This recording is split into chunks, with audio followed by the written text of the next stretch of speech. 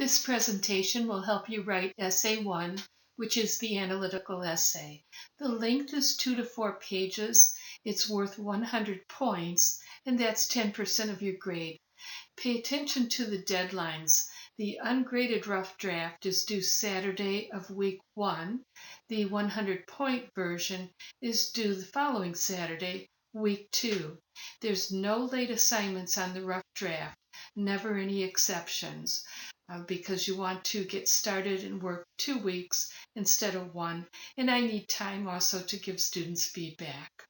There is a 10% late penalty every day for the final version, so you also want to write that on time, which is easier if you just have to make the revisions on the rough draft.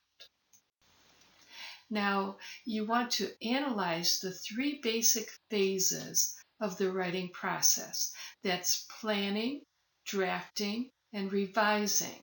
The textbook is explaining it in a different way. They have more phases to it. You want this to be your own ideas, not what is necessarily in the textbook. Of course, you will use the ideas in the textbook, but you'll select the ones you want to use and you'll put them into your own words.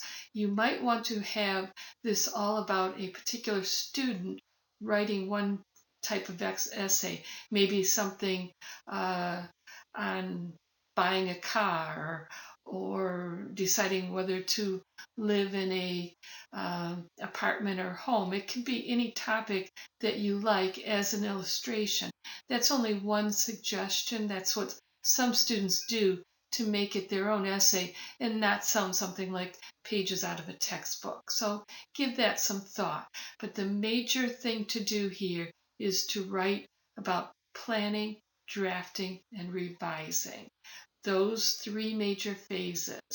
Now with essays 2 and 3, there's going to be more flexibility. You'll have lots of different ways you can write about lots of different things. But we want to start the course with everyone knowing how to write an essay like the professionals do with a writing process. Now here's the formatting guidelines for the first 4 lines. You write your name, then double space. That means skip a line in between. Write Professor Linda Brender, then skip a line, write the name of the course, skip a line, and then we're following the MLA and APA guidelines that you use in advanced courses. You're actually starting to learn some of the basics about a documentation system. So you'll write that date in the international format, 11 November 2015, for example. There are other formatting requirements. We covered the length. You have to stay between 2 to 4 pages. Read the syllabus if you need a reminder about why students all have to have the same requirements. You're always going to use size 12 Times New Roman font. It's a black font. Do not use Calibri 11. I hate that font. It's a lot harder to read. Times New Roman, size 12 in black. That's what you want to use. You have to double space consistently from your name at the top of the first page to the very last line of the essay. And that usually means you have to change your before and after paragraph settings. Often they're not set to 0. They might be on auto or 10 or 8. So if I tell you you're not double spacing and you say, but it looks double spaced, check the paragraph settings. And use 1-inch margins on all sides. Indent 1/2 inch for your paragraphs. Center a descriptive or creative title above the first line of the essay. Do not use any bolding, italics, or quotation marks for your own title. And remember, international format for the date, 11 November 2015. This is all according to the MLA and APA documentation guidelines, and that's why we're so particular. You and I will make sure as you leave the course that you'll be finding it easy to use MLA or APA, whichever your professor tells you about. Now let's create the structure of the essay by starting with an introduction. You need to begin with a compelling introduction to emphasize the importance of following the writing process.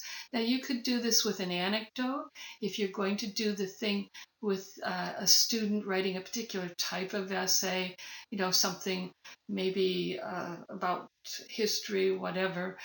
You could use an anecdote about that student having trouble thinking about what to write and then realizing if he or she knew about the writing process, it would help. And then you could show in the body paragraphs what the student does at each phase of the writing process. You could also use a direct quote or an intriguing question or a startling statement. You need something that gets the main point across. The main purpose of an introduction is to capture the reader's attention and set up the topic. And often you do that with a thesis statement, something like using a writing process to plan, draft, and revise is helpful because there's your claim, and then you could add your reasons to it, or you could write that in a different way. But you want to have this introduction show what the topic is all about. Now let's create the structure for the body paragraphs. Break down the phases of the writing process in the body. And that's one section for planning, one for drafting, and one for revising. That's the three phases that we're writing about. You can read the textbook, of course, and they'll have it broken down in more ways. But you're going to do this planning, drafting, and revising. Read the assignment sheet, it gives a little more detail. Make your writing original by creating your own example to illustrate the process. You can show, for example, in the planning phase, you can write about several of the different techniques. Clustering is good for people who think spatially, but if somebody is very structured, then maybe a scratch outline works better. You can get into this in the first body paragraph. The second would be about drafting, and you can get into the theories about how you have to have a lot of planning so that you can draft quickly. You don't want to lose your creativity. And then the third and final body paragraph would be about revising. And that would be discussing the techniques, maybe breaking it down into overall picture revising. We start with that. Then editing the sentences and the word choices. And finally, the proofreading of things like spelling and mechanical issues. That might be what you're covering in your third body paragraph. Now, you may write this so that you have a couple body paragraphs for each section. That could work too. Now, write about the three major phases: planning, drafting, and revising. Don't copy the way the textbook breaks the process down into more phases. Your overall sections will be planning, drafting, and revising. Within that, for example, in planning, you'll be discussing some different techniques. In drafting, you'll explain how to draft, how to write quickly so that you're not second guessing yourself, that sort of thing. Revising, you could get into the different levels of revision.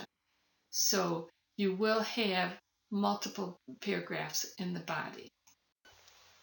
Now, end with a conclusion that recommends using the writing process. You could have some positive recommendations about it. You could have negative predictions if the reader doesn't follow the process. And you could also create a circular effect. So if you used a direct quote, you're only allowed one direct quote. It can appear in the introduction and or the conclusion. A lot of times you create a circular effect and come back to it. Now, choosing the words, choose them carefully. They should be easily understood.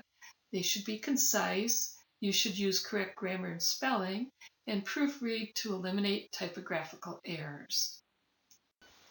Avoid the plagiarism. Only one direct quote from one source in the introduction and or conclusion, meaning you could start with a direct quote in the introduction and come back to it in a different way in the conclusion. I'm going to put all the assignments through turnitin.com and it will detect the plagiarism. So make sure this is your original work. Don't use something from high school or another class. Don't mess around with the plagiarism, because plagiarism is a 0 on the assignment. And finally, just some reminders. Don't write unnecessary words and repeat ideas. Stay within the 2 to 4 pages and don't plagiarize. Remember, you may directly copy, not paraphrase, not put it into your own words. Directly copy one direct quote. That could be a sentence, maybe even 2 sentences, but that's it. Most of this should be your own. And if you have any questions, please let me know. I'll be happy to help you. Good luck with your first essay.